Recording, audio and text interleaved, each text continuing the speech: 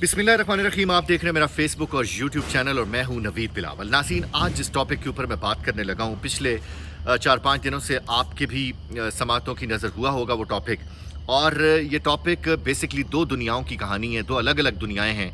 एक वो दुनिया है जहां के बासी, जहां के मुकीम पाकिस्तान जैसे मुल्क को छोड़कर तलाश रिस्क में मुआवनत की राहें हमवार करने के लिए अपने देश को छोड़कर एक ऐसी कश्ती में जिसकी कैपेसिटी सिर्फ 250 लोगों की थी, लेकिन भेड़ बकरियों की तरह तकरीबन 750 लोगों को उस कश्ती के अंदर सवार कर दिया गया, बल्कि ज़बरदस्ती धकेल दिया गया। और वो लोग यूनान के पानियों के करीब पहुंचकर उन पानियों की नज़र हो गए और अपने ख्वाबों समेत उन पानियों में डूब गए। ये एक तबके की कहानी है, जबकि जो दूसरा तबका है वो तबका है कि दौलत के अंबार लगे हुए हैं जिस तबके को, और तकरीबन 5-6 करोड़ रुपए के पर पर्सन वो टिकट खरीद कर समंदर के गहरे पानियों में जाकर मशहूर ज़माना टाइटैनिक जो जहाज़ था जो डूब गया था, जिसके बारे में बनाने वाले ने दावा किया था कि इसको खुदा भी गर्क नहीं कर सकता, उस जहाज़ के मलबे को देखने के लिए ये लोग समंदर के पानियों में गए और इतनी गहराई पर गए, तकरीबन 3800 फिट की गहराई तक ये पहुँचे और वहाँ पर पानियों की नज़र हो गए।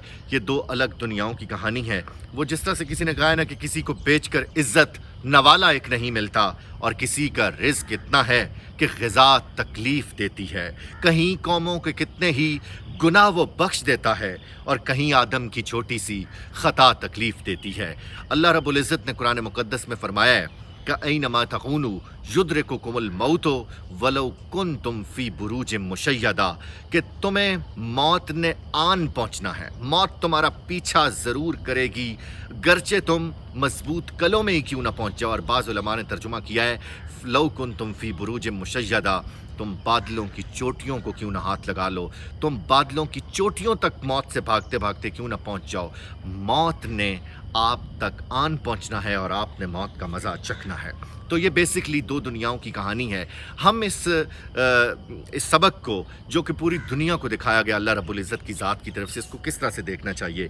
दूसरी जानिब जो यूनान के कश्ती के बारे में इंकशाफात हो रहे हैं वो बड़े लर्ज़ाखेज़ हैं और दिलखराश ऐसे ऐसे इंकशाफात हो रहे हैं कि दिल को कुछ होता है।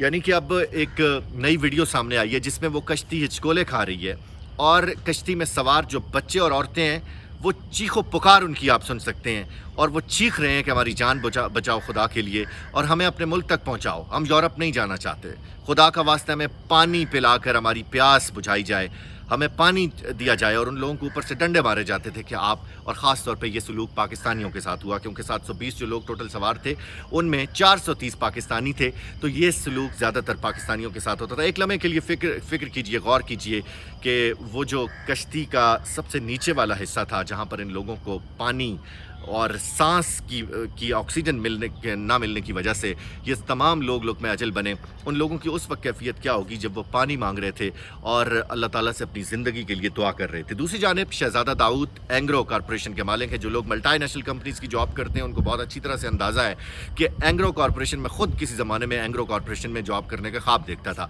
तो जो लोग मल्टी-नेशनल कंपनीज़ में जॉब करते हैं, ये एंग्रो कॉरपोरेशन इतनी बड़ी कंपनी समझी जाती है पाकिस्तान की कि लोग शुक्र करते हैं कि उस कंपनी में आपको मुलाजमत के मौके मिले।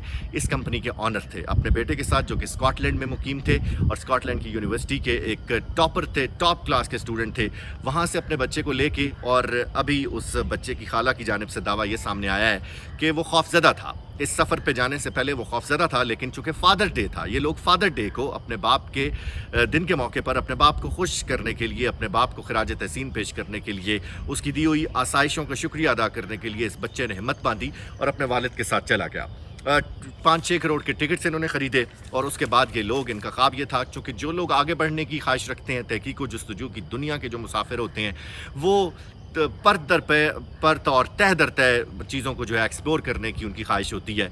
और इसमें कोई मजायका नहीं है। बहुत सारे लोग इसके ऊपर वाक़े के ऊपर बात कर रहे हैं कि वो अमीर थे और ये तो ज़ाहिर है वो अपने लिए अमीर थे। अगर वो तहकीक व जस्तजू की दुनिया के मुसाफिर थे, जाना चाहते थे, चीज़ों को देखना चाहते थे, तो इसमें कोई हर्ज नहीं है। लेकिन अल्लाह रब्बुल इज़्ज़त की ज़ात ऐसी ज़ात है जो कि लोगों को निशानियाँ अपनी फ़राहम करती है और बताती है कि एट द एंड मैं हूँ। تو دوسری جانب یونان کے جو کوسٹ گارڈ ہیں ان کی بے حسی اور بے توقیری کے حوالے سے بھی پوری دنیا اب اس کے اوپر بات کر رہی ہے، کیونکہ یونان کے ان کوسٹ گارڈز نے پاکستان کے ان غریبوں کو ڈوبتے ہوئے دیکھ رہے تھے، وہ مدد کو پکار رہے تھے، لیکن یونان کے یہ کوسٹ گارڈ کشتی کو بچانے کے لیے پاس نہیں آئے. جبکہ دوسری جانب بحر اوقیانوس کے پانیوں میں ڈوبا ہوا جو ٹائٹینک تھا، اور ٹائٹینک کے ملبے کو دیکھنے کے لیے یہ جانے والے دنیا کے امیر ترین جو لوگ تھے، جنرل ایوب خان کی جو کیبنٹ تھی اس کے 22 ترین امیر خاندان جو تھے، ان میں ایک نام شہزادہ داؤد کے جو والدین ہیں ان کا تھا، اور یہ بلا شبہ پاکستان کے امیر ترین لوگ تھے. تو ان کو بچانے کے لیے C-130، اس کے بعد سنیرکل اور بحری ایجنسیاں جو کہ بحری پانیوں میں جا کر تحقیق کرتی ہیں، ان تمام لوگوں نے اس آبدوز کو بچانے کے لیے پوری کوشش کی، پورا زور لگایا.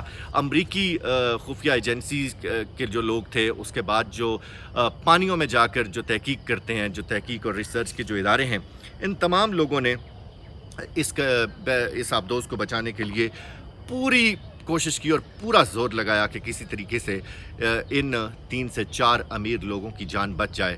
لیکن اللہ رب العزت کی ذات کو منظور نہیں تھا اور وہ اس کو بچا نہیں سکے. لیکن ہم نے اس واقعے سے سبق کیا سیکھا؟ یہ ایک ہفتے کی کہانی ہے، 2 مختلف دنیاؤں کی کہانی ہے اور پاکستانیوں کی کہانی ہے. لیکن اللہ رب العزت نے پوری دنیا کو ایک میسج دیا ہے کہ یہ جو تفریق ہے، سرمایہ دارانہ نظام کی تفریق ہے، یہ ہوا کیوں؟ ایک طرف کوسٹ گارڈز ہیں، غریب لوگوں کی چیخ و پکار ہے، بچا سکتے تھے، بہت آسانی سے بچا سکتے تھے، نہیں بچایا. دوسری جانب پوری دنیا کا پیسہ لگایا گیا، زور لگایا گیا کہ کسی طریقے سے ان امیر لوگوں کو بچایا جا سکے، نہیں بچا سکے. یہ سب کچھ ہوا کیوں؟ یہ جو پیسے کی سرمایہ دارانہ نظام کی جو غیر مساوی تفریق ہے اور تقسیم ہے، اس کی وجہ سے یہ سب کچھ ہوا.